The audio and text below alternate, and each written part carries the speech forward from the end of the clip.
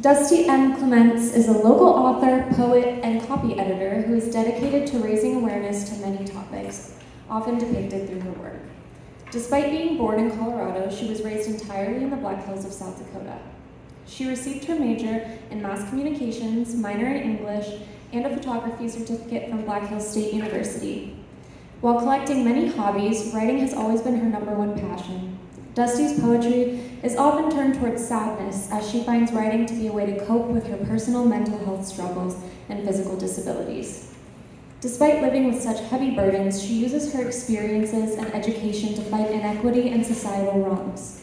Her fight for equality is often the catalyst to objectively uncomfortable poems with poignant meanings, often with an undertone that inspires works expressing happiness, that inspires understanding and a call to action. Dustie is a multifaceted writer with works expressing happiness, anger, sadness, and comedy. Despite her niche in writings that bring a tear to the eye, her works also include those that are lighter and easier for readers to digest.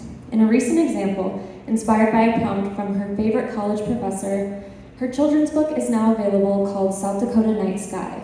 This interactive children's book has attributes of rhyming, education, and locally sourced photographs, teaching children of all ages about astronomy in the beautiful Black Hills. South Dakota Night Sky is now available in print to purchase in a variety of stores, such as Henry's Books and Spearfish, though she always carries several copies with her to sell and sign it in person for an extra special touch. Let's please give it up for Dustie, everyone.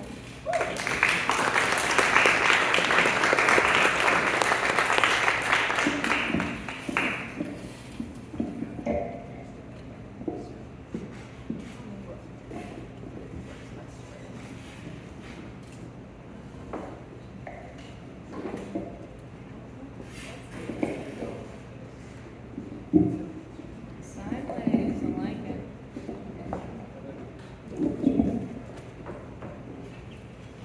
Thank you.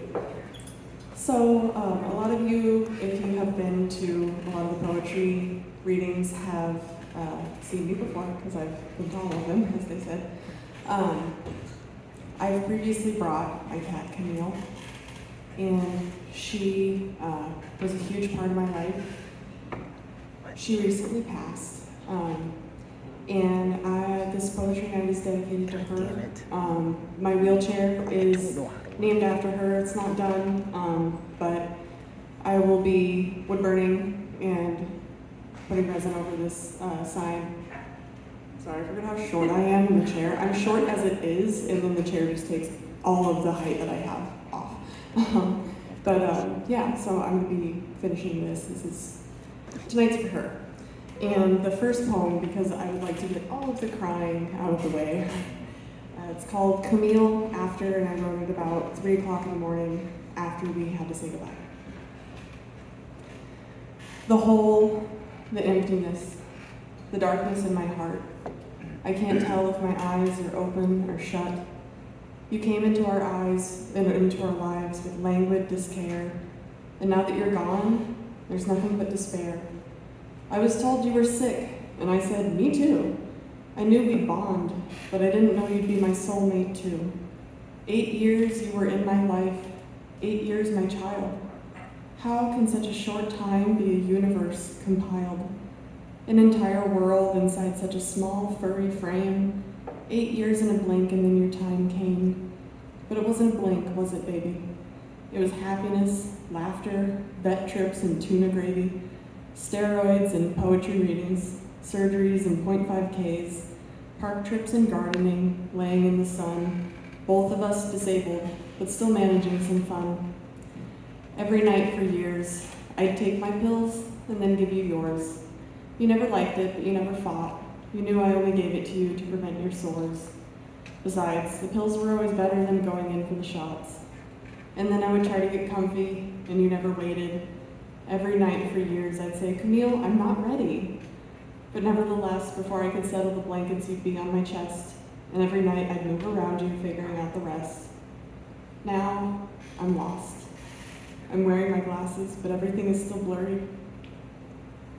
I took my pills. I came to bed. Your pill bottle stares at me from the table, useless. I lay down and finish arranging my blankets.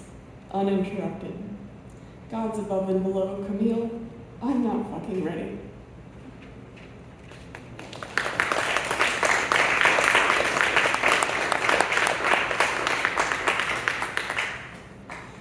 She did leave behind her, though, her sister and her brother. And this one is called, it's about her little sister, Kira. It's called Witch's Companion. Kira, spelled C-I-A-R-A, is the name belonging to my 11-year-old long-haired companion cat, and her name is an Irish one meaning black or dark-haired. Her name is accurate, as she is my little soot sprite, a quick, inky little girl with bright yellow eyes and a white spot on her chest. 8 years ago, I went to the Humane Society and walked into the cattery to find a black cat, knowing people mistreated them in the name of silly superstition.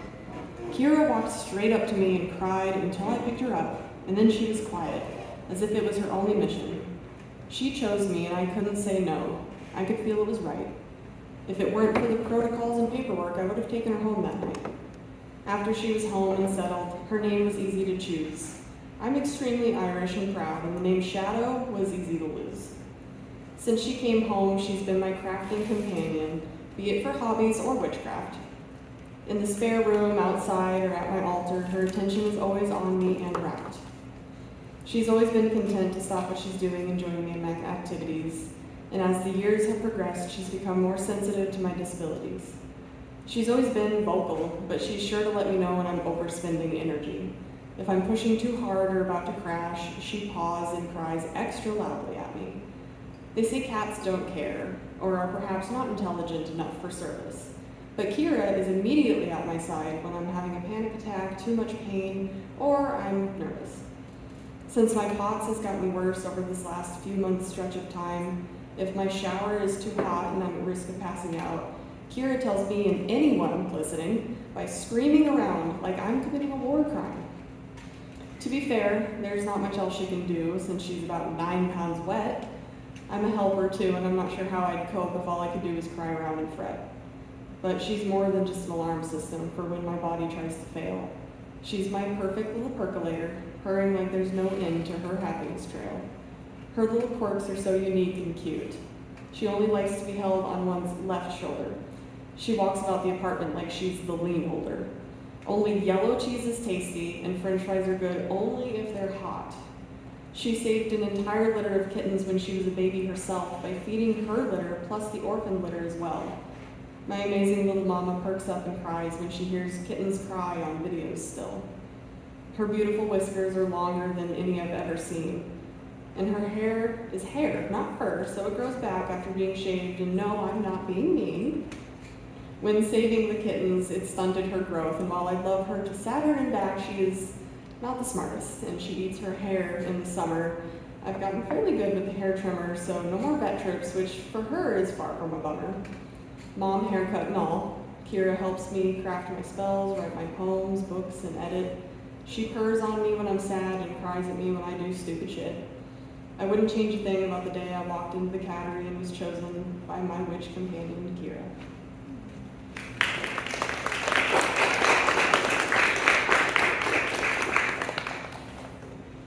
I'm not entirely sure if I've read this one before because I've read it so many times because my giant orange cat is just an anomaly and I love him so much. His name is Jerry Crouton. This is called Orange Love. Jerry Crouton, my 20-pound cat. This is definitely his first time being a cat. How can I explain? It's 11:30 p.m. on a Monday and we're laying in bed on our phones because we're millennials and this week has already been way too long. In lumbers the orange little big man in question.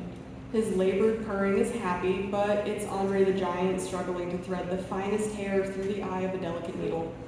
He's somehow managing to make biscuits with all 4 paws in an uncoordinated manner that is Dave Bautista as Drax using the tiniest hook to crochet dainty little wedding roses, and he's doing it way, way too hard and far too tight.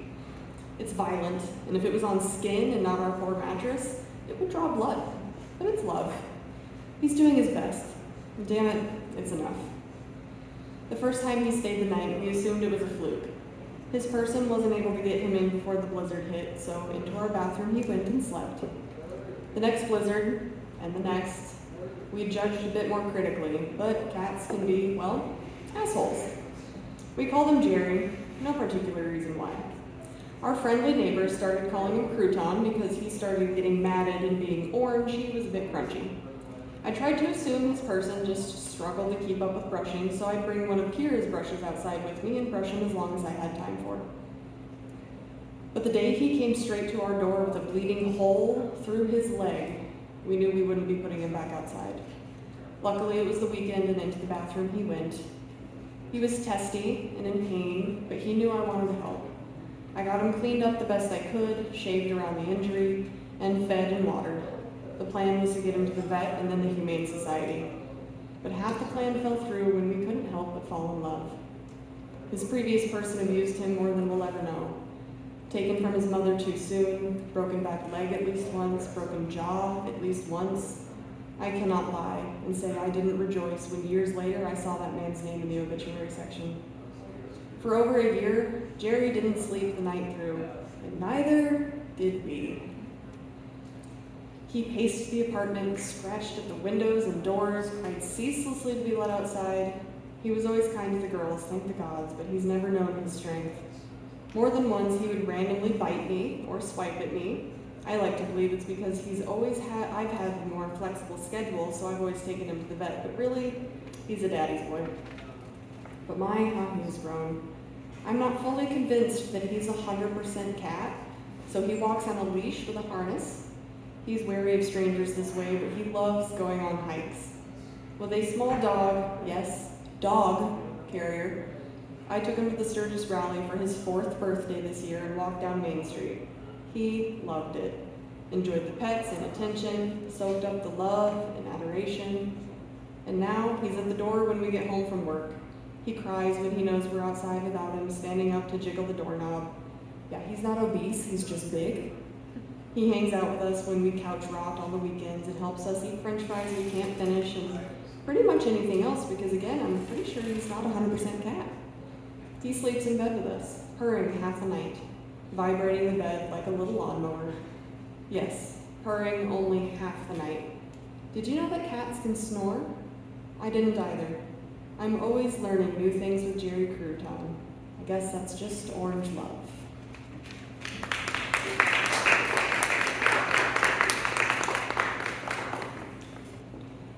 This one is probably my longest poem tonight. It is called Incubator Laura. I miss my mom. She's not in the ground or burnt to ash, but to me, she's dead. There was no tragic accident. I didn't lose her when I was young or watch her die of old age in her bed. I don't know if you can even lose someone if you've never had them to begin with. Being a mother, making you a mom, is certainly a myth. The woman who gave birth to me is still alive and breathing somewhere out there, haunting my other blood. I assume she is, the way I see an unknown number on my phone and the panic fills me in a flood. I blocked her on all my social media, my phone number and email, but that wouldn't stop her from using someone else's phone to stalk me, the predator she is on my trail. But how did I get here? The unparent, ungrateful child of a woman who didn't beat me or starve me, whom everyone thought was cool. I'll go back and explain why really, of what she deserves, being cut off is minuscule. It's funny how they say third time's the charm, when I was Laura's third and last child. I may have been the third, but charm isn't the word I'd use for how I was raised, but wild. She never wanted to be my mom, but my friend instead. I heard it over and over growing up. It'll never leave my head. She also told me for as long as I can remember how I was an accident, unwanted, unplanned, how her new birth control hadn't been effective and my dad hadn't taken no. How's that for a verbal backhand? I guess that was one of her ways of justifying my brother getting away with raping me. She told me my dad and her brothers and her dad did it to her too, and I was the result of it, so it's fine, you see. Her love was always conditional despite what she said. If I didn't make her happy, the consequences sat on my head. What kind of mother or mom tells her 10-year-old daughter that if I left to live with my dad, she'd kill herself? I suppose the same that would later tell her boyfriend's suicidal daughter to just do it. That was my breaking point for going no contact, one of a great many. Laura pretended to be so sad when I attempted at 15, but when her stepdaughter expressed the same want, that was her response. The hateful hypocrisy. Like the time she sent me the song Numb Little Bug and told me it made her think of me. In case you don't know it, here's the lyrics so you can understand with empathy. Do you ever get a little bit tired of life? Like you're not really happy, but you don't want to die? Like you're hanging by a thread, but you gotta survive, because you gotta survive. A little bit tired of sinking. There's water in my boat. I'm barely breathing, trying to stay afloat. So I've got these quick repairs to cope. Guess I'm just broken and broke. Not the entire song, but there's not enough missing to matter. It's not a song that a loving mother sends to her daughter. And the time she unironically called me a bitch at a party in front of all her friends, and one of them slapped her clean. And then she had me stand up and tell all of them I deserved to be called a bitch because I was being one. I was 14. Now that I'm grown, I know what a mother should be. Now that I'm an adult, I know what a child needs. Or at least what a mother shouldn't do to her children. I know she shouldn't bring around and drink with strange men. I know she shouldn't burden them with the status of her mental health or convince them they're the reason for her lack of wealth. She should never tell them they're unwanted or unloved, God forbid, even if it's true. She absolutely shouldn't make their lives about herself all their lives through. My mother was never my mom, and for that I'll never forgive her. The truth of it burns like what she gave me for laughs when I was 11, sour apple liquor. Like missing the wings I never had, sprouting from my shoulders, I used to fly away from the cruelty of life and into the clouds, into the calm. Fuck, I miss my mom, the mom I never had.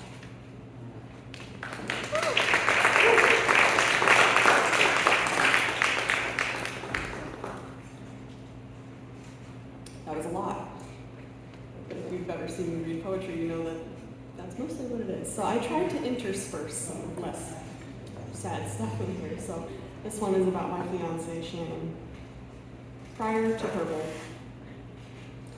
I'll never see purple and not think of you. My cane, my new shoes, my birthstone makes me smile, and it's genuine and true. Before you came into my life, the color brought me indifference, but now the color gives my love evidence. Before you, purple was never an option to choose. Second from green, my favorite colors shift, but now purple is my muse.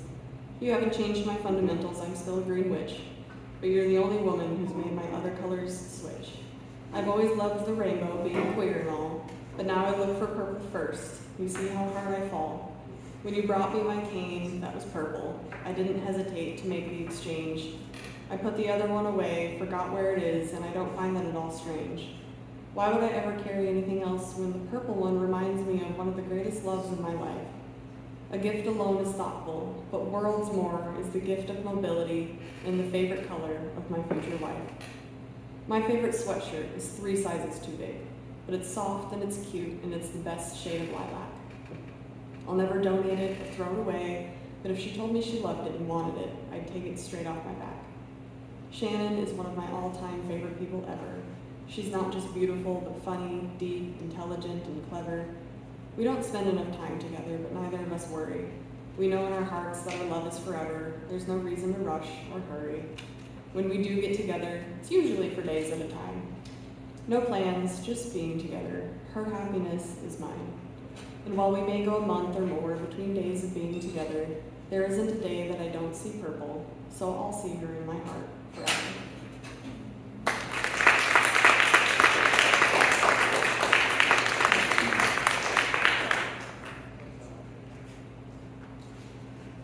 This one's different.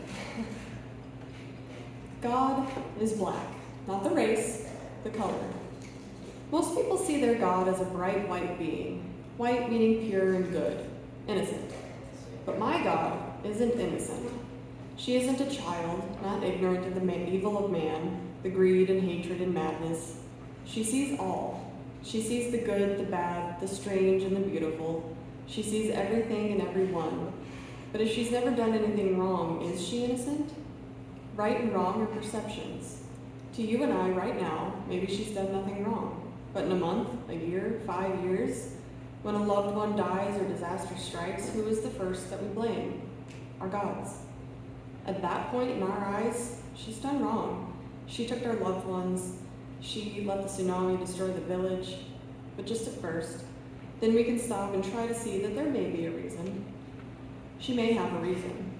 Or perhaps she's simply watching from afar, unwilling or unable to step in and interfere. We may never know. No matter the truth, to some, whichever God they believe in, they've been wronged by them. They were wrong for flooding the earth or giving humans choice in the first place. So in that sense, at all times, in someone's eyes, God is very much not innocent. A child. A child is innocent until when? When they're exposed to the evil of the world. Many argue that children's innocence is stolen by bad parenting, video games, movies, people. At some point, though, children are stripped of their innocence. So in that sense, God too must have been stripped of her innocence. Though she may have created us, she gave us choice, and she sees those choices. She's very much not innocent. So God isn't innocent. She isn't white, the color, not the race. Why is she black? Think of black. Most people see black as dark and sinister, evil. They see black as the absence of light. But most people are wrong. Black is the light. Black absorbs all color, all light. Now think of your God. God absorbs all the hate, the misunderstanding, the mistakes of the imperfect creatures she created. She creates it all, she sees it all, she takes it all in. She absorbs the wrong of her people, all of her people. She does not care what wrongs her people commit. Gays, straight, murderers, politicians, bullies, liars, cheats, and whores, every race on the planet, every religion and belief. No matter the wrongdoings, no matter the person, she absorbs their mistakes, forgives them, and remains warm and loving. Think of the color of a vehicle. In the summer, which stays warmer longer, a white car or a black car? Black, because black absorbs heat and the warmth of the sun and holds it tight. Black does not discriminate. It absorbs every color. When black absorbs more light, it is warm and inviting. Even the smallest amount of light will be absorbed and turned into warmth and love. My God is black. Is yours?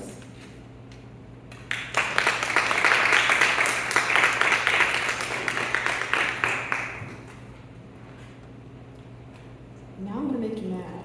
Maybe. Hopefully not. This one is called How Christian of You.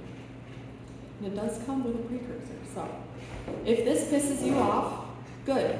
You should be angry about how these people act. But if this piece offends you, if it sounds like I'm talking about you, buckle up and look harder in the mirror, Cinderella, because this shoe only fits monsters. Piss them off. Let's go. You've known me for years, or so it appeared. You know I always fight for what's right, but now all you want to do is fight? How Christian of you. You think I'm misguided and green, but knowing me knows not what I've seen.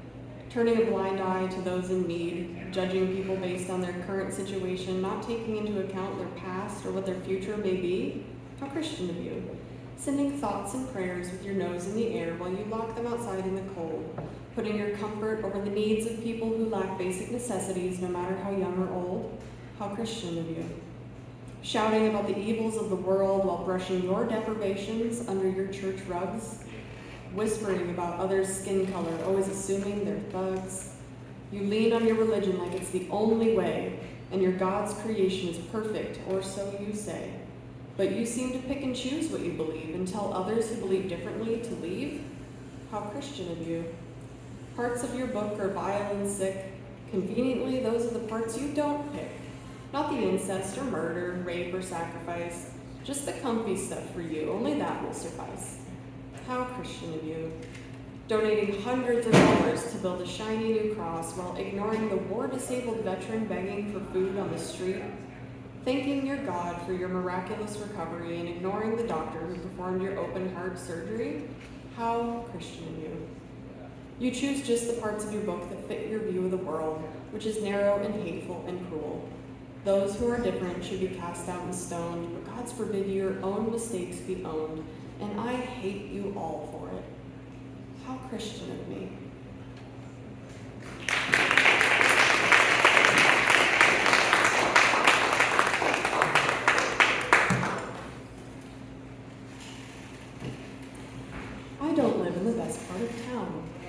the only precursor for this one. Welcome to the Spearfish Ghetto. Tick-tock, staring at the clock, staring at the door, then to the floor, but back to the door. It isn't safe anymore. Almost break-in, near thievery, nothing stolen, except my peace of mind. Every bump in the night, I jump and freeze, but even in the daytime, I stare at the door, locked, but what for? No deadbolt, thanks to the lazy landlord. New landlord now, but no deadbolt yet. Not for 2 weeks after it happened. After someone tried to break into my home. The creak of the bones of this apartment complex makes my nerves jump and flex. My breath freezes in my throat when the heat kicks on. It's nothing new, but now it could be the sound of someone trying to get in. It's a sad day when I'm not safe, not even in my own place. Not in this home, not a home anymore, just a space. A place I have to guard like a dog on a leash because I'm not allowed to alter the door someone tried to break. I have to wait 2 weeks for a 20-minute job because the maintenance man twisted his ankle. His poor ankle. Meanwhile, I lose sleep. My nerves are frayed, but the landlord sleeps tight, feeling safe in her home. But the maintenance man sleeps well, knowing his home is secure. Friday creeps closer, but a second is a minute an hour a day, but it's okay. I'll just stay at home, watching the door with the hairs on the back of my neck now permanently on end, because I can't leave this place alone with nothing to protect my cats, my children, my belongings, my peace. What peace? Almost break-in, near thievery, nothing stolen except my peace of mind. Tick-tock, staring at the clock, staring at the door, then to the floor, but back to the door. It isn't safe anymore.